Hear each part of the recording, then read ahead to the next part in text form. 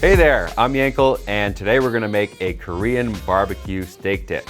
So we're using ButcherBox premium steak tips. They come from the best cuts. I'm talking about ribeye, New York strip, anything from the short loin. That's where we cut them. They're incredible. Let's do it. First, I'm going to simmer my ginger and garlic real quick in some sesame oil.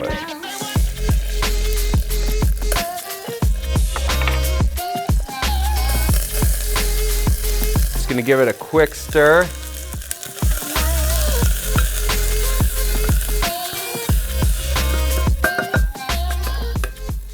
Then we're gonna add the rest of our ingredients.